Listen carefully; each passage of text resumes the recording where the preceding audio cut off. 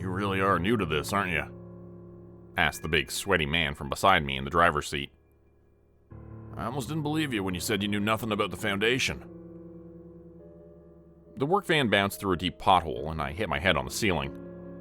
Piles of shifting odds and ends crashed loudly in the back before settling still again. This isn't going to cost me the job, is it? I asked, feeling for a lump on the top of my head. You said I should be honest, and the posting did say no experience necessary. He chuckled, biting down on his trusty toothpick, perpetually stuck at the corner of his mouth. The man had introduced himself to me as Bill, but I couldn't help noticing the name Steve was embroidered across the breast pocket of his brown workman's shirt. Nah, I ain't gonna fire you. It's slim pickings out there, especially when you're paying minimum wage hunting for anomalies. What now? All in due time, kid. For now, you're still in basic training. We're not gonna get to the big dogs until you're good and ready. Don't be fooled, though. Any of these things can kill you. Or worse. Worse than death? What could possibly be worse than that? I asked. He thought about this briefly. Have you ever been to an IKEA? Yeah. Try being trapped inside one for eternity, with no way out. That's what I call a fate worse than death. Fuck me sideways. I was already confused, but it was getting worse by the second. Can you just explain all of this to me like I'm 5 years old? Pretend like I barely understand English. He let out another long, exasperated sigh. Not for the first time that night. That shouldn't be too difficult. Okay, here goes. Listen closely, I'm only going to explain this once. There are things out there called anomalies. You've heard about them, even if you don't know you heard about them. They're the ghosts, the vampires, the UFOs, and the Loch Ness monsters of the world. The urban legends and the myths we no longer believe. They are everything we don't understand. The things we fear and the things we'd be terrified of if we only knew they existed. The Foundation keeps them in check. They do more than just catalog and document these anomalies, they protect us all from them. If these guys are so special, how come I've never heard of them? Well, they're actually pretty well known. Assuming you haven't been living under a rock for the past 15 years. But most people think it's a bunch of horse shit. Fiction. Not even worth the focus of conspiracy forums. If you search the internet for stories, you'll find a lot of results. And it doesn't take long to figure out it's mostly fan fiction. But not all of it. The real articles are hidden in plain sight amongst the fake ones. So you would never know which were true and which were not. That is, unless you make your own catalog. The meaning of these last words did not sink in for a while, but I would eventually come to understand what he meant, and who this man really was. But for now, I was still clueless. Why would such a top-secret organization risk something like that? Why not keep everything hidden? I noticed we were driving down a dark alley, heading towards a warehouse entrance at the very end.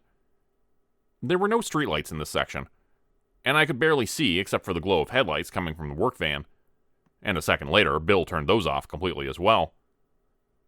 I was suddenly becoming more and more nervous about where this stranger might be taking me.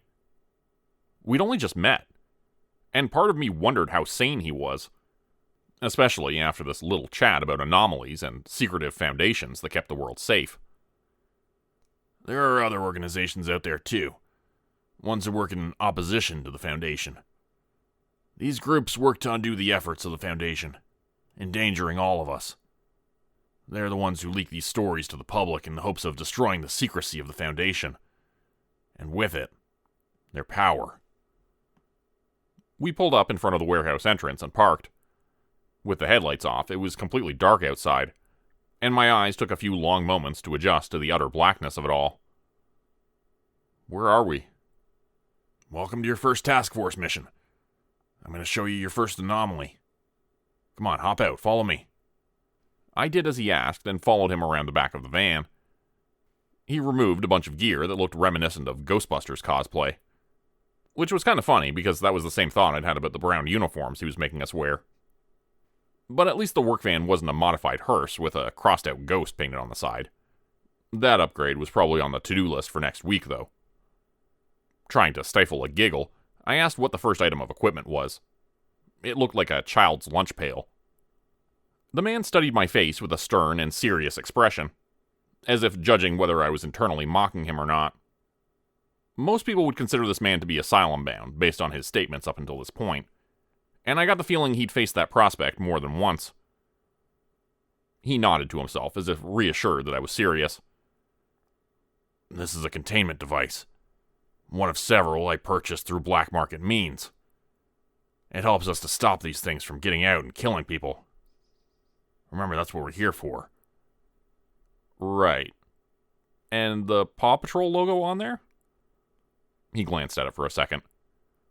Oh, that's just a misdirect. Everything the Foundation uses is made to look like something else.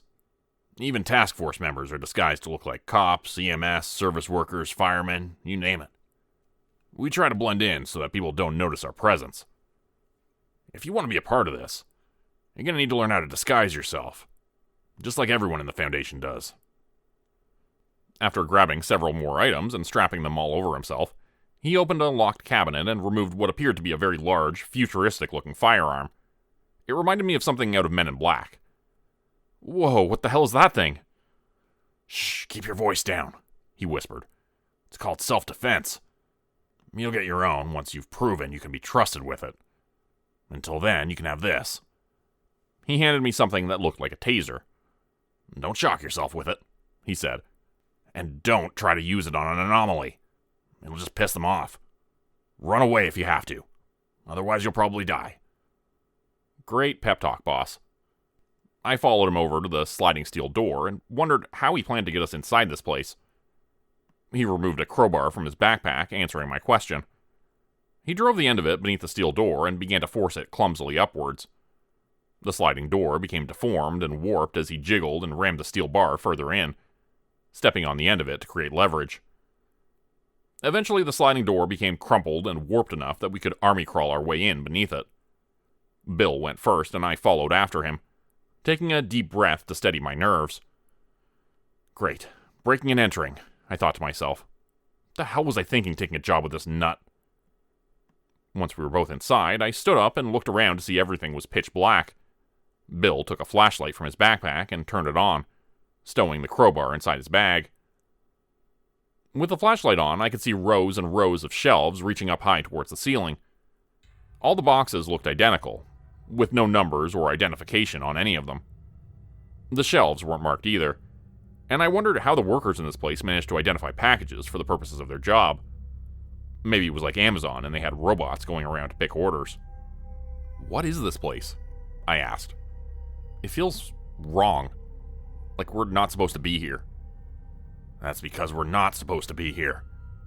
No one is ever supposed to be inside this warehouse. I've been watching it for weeks. It's always empty. No one goes in or out. The hell are you talking about? I asked, catching myself right after the words came out of my mouth. Sorry, I mean, that's interesting. Despite my apology, the obvious insubordination hung in the air between us, and he stood there staring at me for a minute, sizing me up. Are we gonna have a problem here, recruit? I hesitated, trying to think of how to phrase my response. I got the feeling I was an inch away from being fired on the spot and being left to walk home from this dark and unpleasant neighborhood. That didn't sound that bad, considering I was getting more and more worried about being arrested. But at the same time, I needed this job. Sorry, it's just that this is all a little difficult to believe. I mean, a mysterious foundation that keeps the world safe from creatures that aren't supposed to exist? Anomalies? Inescapable IKEAs and warehouses with no employees? There was a skittering noise far off in the distance, in the shadows where we couldn't see. Bill's head turned quickly to look. He glanced back at me and then tilted his head towards the sound. Without another word, he started walking again. I followed after him. You're not going to need convincing soon enough. Trust me, you see one anomaly, you'll be a believer for life. And the question after that will be, do you want to stick around? Or are you going to run away screaming and pissing your pants like the last guy I tried to hire? I rolled my eyes, hustling after him despite my misgivings. Just hold your judgment for right now, he said. Don't jump to conclusions yet about my sanity or overall grasp on reality. Wait until you see the anomaly, and then decide what you want to do. I won't blame you if you run. This job ain't for everybody. But if you stay, well, then you're a special breed. Maybe you're meant for this line of work. Some people are destined for it, that's what I believe anyway. All of his words sounded like bullshit up until that point. I truly believed he was either a very good liar or completely insane. But then all of that changed. We came around a corner, and that was when I saw it. The anomaly. I froze, standing there, just staring at it for several long moments. The creature was at least 20 feet long, and it was undoubtedly an alien. It didn't resemble any sort of creature on Earth, especially one that you would see in this part of the city. It skittered and crawled on an incalculable number of legs, moving from the floor to crawl up the leg of a shelving unit. Its body looked like an armored shell, polished black and jagged as if to deter predators from approaching too closely. It reminded me a little bit of a giant millipede crossed with a Komodo dragon, except much larger than either one. And there was that soul-sucking lack of color to it, as if it were just a shadow or a hole in reality rather than an actual creature. "What the fuck is that?" I whispered. "Object 4250 is what I've been calling it. I've been observing it with thermal imaging for a while. I was never able to get in here up until now. There was an advanced security system guarding this place. But I hired some hackers to take down this whole section of the grid to disable it," he said, almost laughing with satisfaction at himself. "Now it's time to do what the Foundation never could. It's time to contain this son of a bitch." A moment later, he was running at the monster with his weapon held out in front of him. "I'm counting on you. Get ready!" He yelled over his shoulder at me and began to fire at it. "Ready for what? I don't know what I'm doing!" I yelled back at him, but it was too late.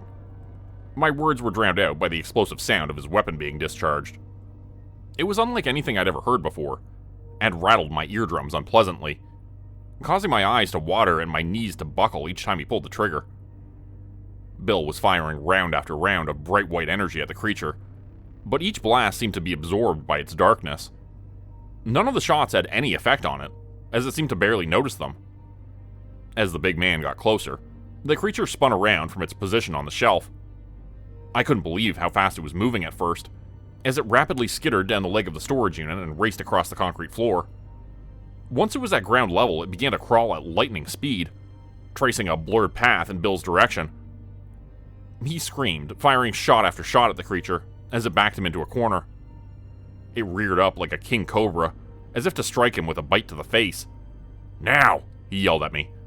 But I still had no idea what he was talking about or what he wanted me to do. "The containment device!" he began to scream. "The device! Use the device!" But I couldn't focus as the creature shot towards him. Everything was happening too fast. I watched as the thing began to climb up his legs, swirling around his body like a boa constrictor as it tightened and cinched closer around him. Soon it was at his neck, squeezing at his face until it turned red and then purple. Those horrible legs were everywhere, digging in with sharp tips that drew blood. My hands shaking, my mind racing, I tried desperately to think what I could do to help. The taser thing in my hand was useless. Bill had basically told me as much. And then he rasped out the words, barely audible as the thing strangled his windpipe. "Paw Patrol," he wheezed. "Paw Patrol." And finally, I got the message. "Oh yeah," I said to myself, pulling out the lunchbox Bill had entrusted me with earlier. The cartoon dogs wearing uniforms on the front of the lunch pail looked absurdly cute and cheerful, in stark contrast to the horrifying situation we were in. But they did make me smile a little bit. Opening the latch, I threw the lunchbox at the monster. It sailed across the room and smacked the millipede creature on the head, making a hollow plastic sound. The lunch pail landed on the floor, and sat there looking useless. Just as I'd suspected, it was a regular lunchbox. Nothing special. I watched as the millipede thing turned slowly to look at me, sizing me up and deciding whether to eat me right then or wait until Bill was dead first. Then, after a few long, terrifying moments, the inside of the Paw Patrol lunchbox began to glow bright white, filling the room with an eerie shine. The dark creature turned its attention away from Bill's jugular momentarily, where it looked like it had been about to dive in for a snack. It examined the glowing light with confusion, and then it began to get sucked into it. The creature let out a screeching howl as its legs dug into Bill's torso, causing him to scream as well. Spots of blood began to bloom on his brown uniform, as the thing's talons dug in further, trying to hang on desperately. It was hoping not to get sucked up into the containment device, but it was a fruitless effort. Nothing was going to stop that Paw Patrol lunchbox from trapping the creature. And it did just that. After several long, harrowing moments, the creature could no longer hold on. It flew from its precarious grasp on Bill and got sucked in by the rattling, glowing lunchbox, reminding me of a man holding onto a telephone pole during a tornado, only to be eventually consumed by it despite his best efforts to hang on. Once the creature was inside the lunchbox, it slammed shut. The thing shook violently for several moments and then was still. "Damn good job, kid," Bill said, and then began to cough up blood. "I knew you had it in you. You're gonna be a hell of a task force member." I ran over to him, looking at him with concern. The wounds were deep, and he would definitely need a trip to the hospital. Maybe the ICU. Blood was pouring out of him, creating a large puddle on the concrete floor. "Man, we gotta get you to a doctor," I started to say, but Bill grabbed my arm and told me to listen. "In my bag, you'll find a stone. It's blue. Kinda looks like a big diamond except for the light coming off of it. Hand it to me. Be quick about it." Without another word, I grabbed his backpack and started rifling through it. There were all sorts of different, strange-looking items inside. There were several glowing stones of various sizes, shapes, and colors. There was a wire coat hanger, a snow globe, a penny, which always seemed to land heads up no matter which way I moved it, a ping-pong ball, some dice, a cola glass, and several pencils. Finally, I found a blue stone, which glowed and looked like a diamond. I pulled it out of the bag and showed it to him. "What's this thing gonna do? We gotta get you to a hospital, Bill." He shushed me and told me to hold the stone up to his wounds. After a few seconds of internal deliberation, I decided to do what he was asking. If there was one thing I had learned from today's adventures, it was that the world was far more complicated than I'd assumed. There were hidden things, secret foundations and anomalies like this one, which had almost just killed my new employer. And after it was done with him, it would have moved on to me next. For the first time, it occurred to me how close I had come to not only witnessing a violent, brutal death, but also experiencing one myself. I held the glowing stone up to Bill's bloodied chest and watched as the wounds beneath his shirt began to shrink and heal themselves. The blood stopped leaking out, and the flesh mended back together as if time had been reversed. My hands were shaking, covered in fresh blood from brushing up against Bill's clothing and the concrete floor beneath him. It occurred to me for the first time how messy the stuff was. Blood was everywhere. Even if the wounds were being healed through some magic I didn't understand, the man had lost a lot of it. Regardless, he stood to his feet, looking slightly ashen gray in the face. Wobbling for a few seconds, he coughed and started moving again. "Are you all right?" I asked, genuinely concerned for him. "You really lost a lot of blood." "I'll be fine," he muttered, coughing up a wad of reddish phlegm. "Let's keep moving, and make sure there aren't any more of them." I followed after him, stowing the glowing gem back in his bag and handing it to him. "You got a lot of stuff in there. What does it all do? Where'd you get those things? Are they anomalies?" "Stop asking so many questions, kid. I'll explain everything to you in due time. For now, just keep your mouth shut and observe. If there are more of those things in here, we don't want to draw them to us." I did as he asked and followed after him quietly. I managed to keep my mouth shut for about 30 seconds. "You really think there could be more of them in there?" I asked, too excited by all of this not to ask questions. He let out an annoyed sound, seeming to realize I wasn't going to stay quiet. "There's always that chance. When one anomaly shows up, there's an opportunity for more to enter our world through the same pathway. That is, assuming they're coming from another world. Some of these entities have taken up permanent residence on Earth. Others retreat to another realm between appearances." "So you're saying that thing came from another dimension?" "Most likely, yes. Either that or it's very good at staying undetected. Bill had some sort of sensor in his hand now that reminded me of a Geiger counter, one of those devices used to measure radiation. He was waving it back and forth in front of him, and the needle on the dial bounced around.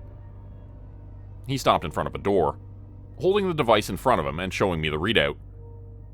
Whatever this gadget was measuring, there was a fuckload of it behind this door. Bill held up his fist, like a SWAT officer about to break down a door for a raid. He held up 3 fingers, then 2, then 1. And then, without another word, he kicked the door down. Or at least he tried to. It took several attempts, but eventually his boot made solid contact with the spot right next to the latch and the door slowly wobbled open. Inside this next room was absolute darkness. Bill took a tentative step forward, shining his flashlight around the space as he did so. As he went through the doorway, I realized his mistake. The floor of this new room was riddled with holes, like a giant piece of Swiss cheese. But beneath the holes, there was only darkness. As soon as the big man noticed this, he tried to turn around, but it was too late. His forward progress had already brought him plunging downwards into one of these giant black holes, and there was no way to stop himself from falling. The only thing he could do was grab onto me, like a drowning man pulling another person under with them, unable to help themselves. The two of us fell into a dark abyss, plunging downwards until we landed in a sickening puddle of black ooze. It was like a tar pit, and I couldn't move inside of it. I tried to kick my legs or swim out of it, but that only made me sink deeper. "Help!" I began to scream instinctively, but Bill shushed me into silence. As soon as he did, I saw there were glowing golden eyes all around us in the darkness. The same creatures we'd seen up above, but there were dozens of them down here. Maybe hundreds of them. This place, whatever it was, reminded me of the Upside Down from Stranger Things. A netherworld tucked away beneath this warehouse. Obviously, this was where the creature had been coming from. It was the only one that Bill had seen by the sounds of it. But there were plenty more where it had come from. The monsters began to stalk toward us from all angles, their bodies just barely visible now that my eyes had adjusted slightly to the darkness. I could see Bill standing next to me in the tar pit, covered in dark sludge up to his neck. He suddenly looked terrified as the things came closer to him, closing in quickly with their glowing eyes unblinking. Despite the fact that he had just told me to be quiet, he began to scream. His voice rose into an ear-splitting crescendo as the creatures dove at him all at once, fighting over him like a pack of wild dogs. The sounds of tearing flesh and blood being spilled echoed throughout the cavernous space, and I froze in terror, knowing I would be the next to die. My life flashed before my eyes as I saw things from my childhood I had long since forgotten, and all the important moments of my life. I hadn't thought that was true, but it turns out it is. You really do see it all in that second before your life ends, like a clip show on fast forward. When you know it's coming and there's no way out, you experience it all again in a brief and fleeting instant. The only difference was, I got out. A rope fell down in front of my face, and for a second I was too stunned to grab hold of it. But then I looked up and saw a pair of eyes staring down at me from above, and a voice yelled at me to take the rope. I did as they asked, gripping onto it tightly as I was lifted out of the black sludge. It clung to me and sucked me back down, and the rope dug into my palm, painfully drawing blood. But I managed to keep my grip and was gradually yanked out of the tar. The monsters who weren't busy devouring Bill were not happy to see their second course trying to leave, and they leapt at me with huge, snake-like movements flying through the air with surprising acrobatics. They hissed and spat black acid at me that sizzled and burnt holes in my cheeks where it landed. I screamed as they grabbed onto my legs and my clothing, digging into my flesh with their sharp talons as they tried to skitter and crawl at my body, trying to wrap themselves around me. I managed to kick one of them off of me, but the other one, which had grabbed onto my legs, was tenacious and wouldn't let go. A pair of voices were yelling up above, telling each other to pull harder on the rope. But I knew there was no way I would make it up there before this thing killed me. It was up to my neck now, wrapping itself around my windpipe.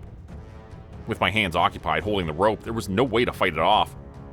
All I could do was hang on and scream and hope I would be pulled out of this dark abyss before I died.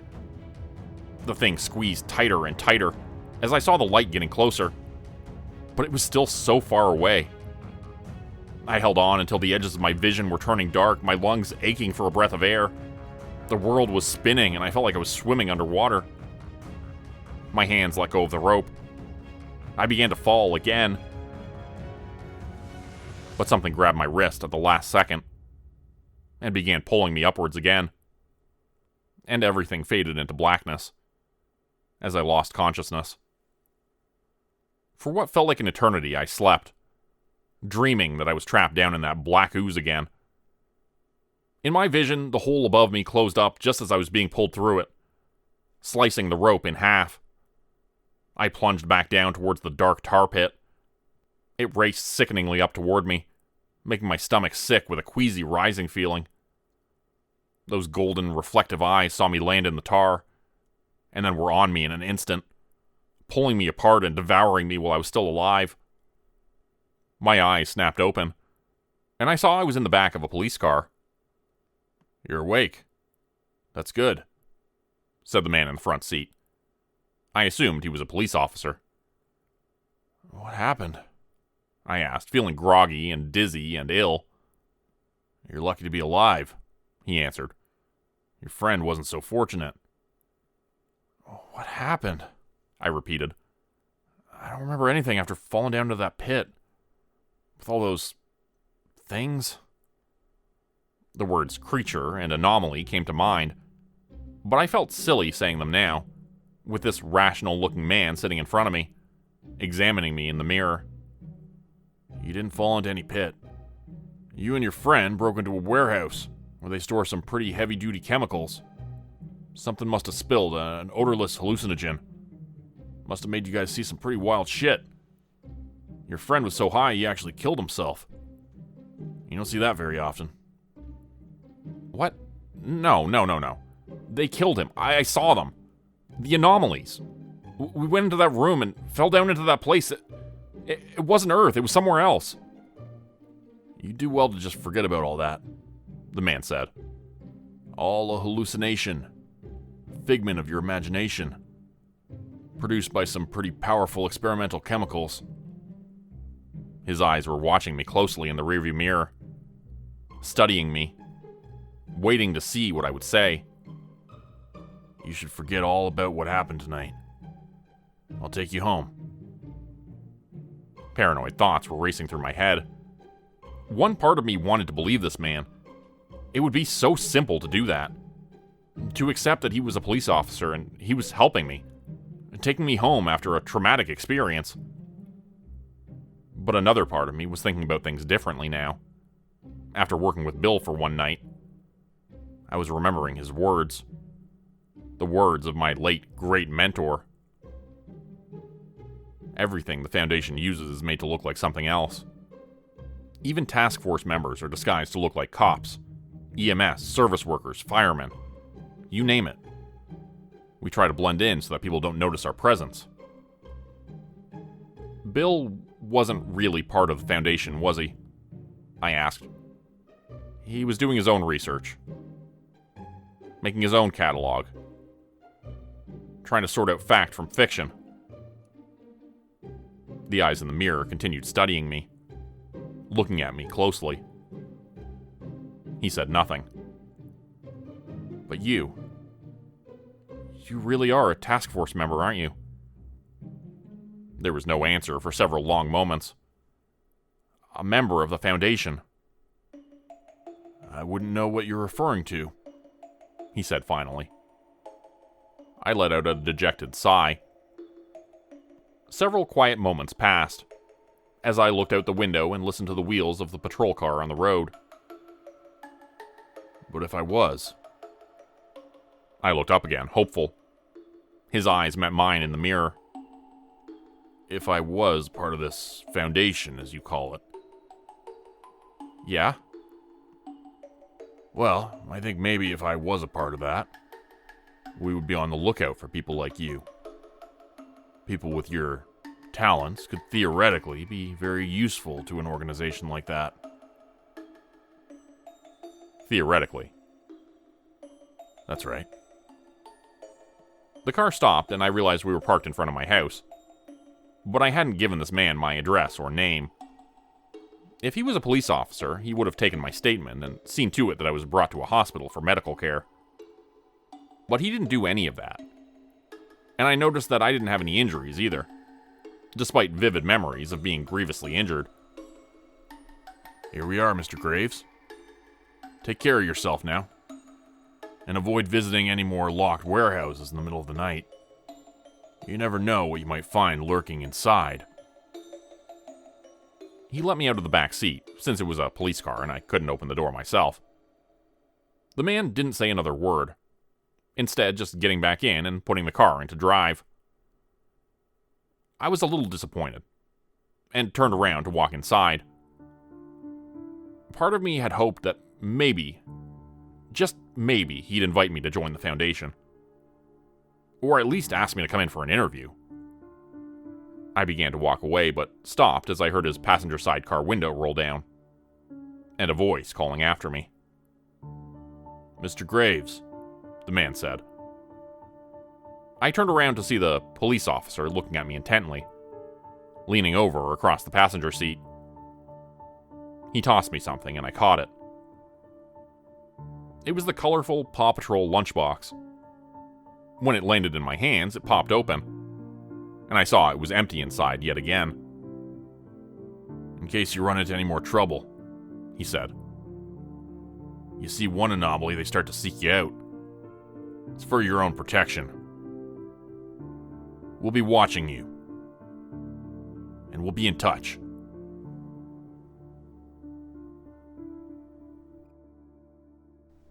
Today's story was written by me, and an altered version of it previously appeared on the Dr. No Sleep podcast and YouTube channel.